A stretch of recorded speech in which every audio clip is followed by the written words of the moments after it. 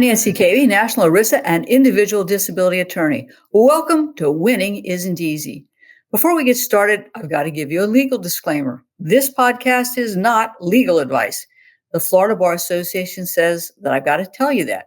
So now that I've said that, nothing will prevent me from giving you an easy to understand overview of the disability insurance world, the games that disability carriers play, and what you need to know to get the disability benefits you deserve. So off we go.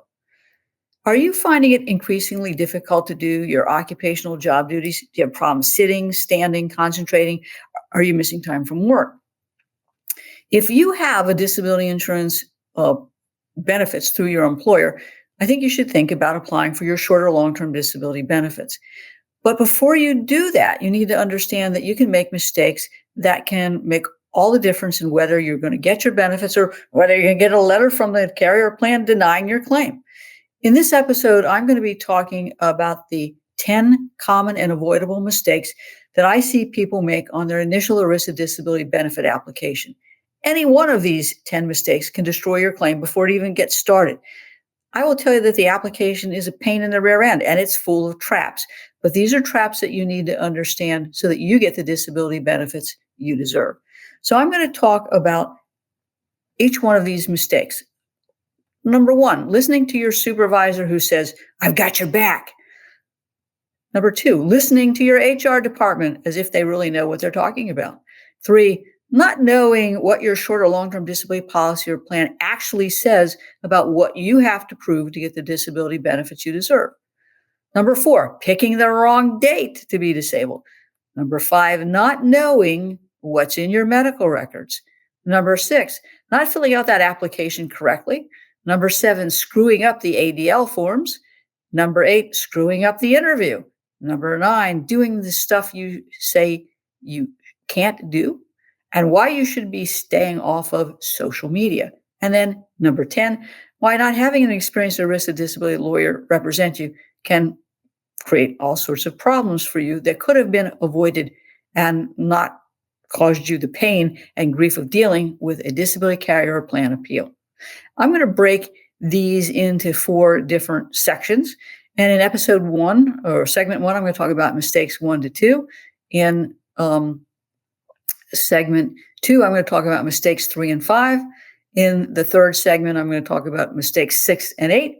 And the last episode, I'm going to talk about mistakes 9 and 10. Got it? So we've got a very interesting, I think, session that we're going to be talking about, and one that you really do need to understand so that you get those benefits. So let's take a break. Got it?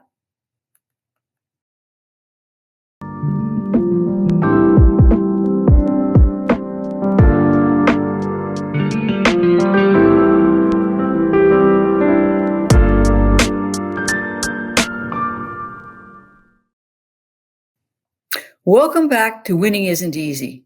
Listening to your supervisor who says they have your back and listening to your HR department can result in a disaster in your initial application. So let's talk about mistake 1, listening to your supervisor who says they've got your back.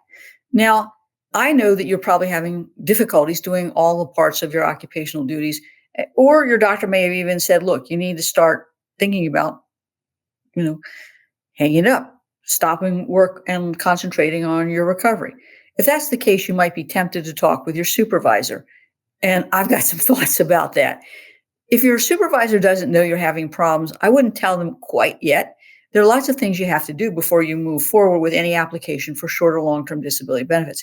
And you don't want to assume that you qualify for your benefits when your employer tells you that they've got your back. Now, on the other hand, I would still say, play it cool until everything is in place, even if your supervisor is sympathetic. However, there's a big exception. If you think you're going to be terminated or your position is going to be eliminated, the game changes.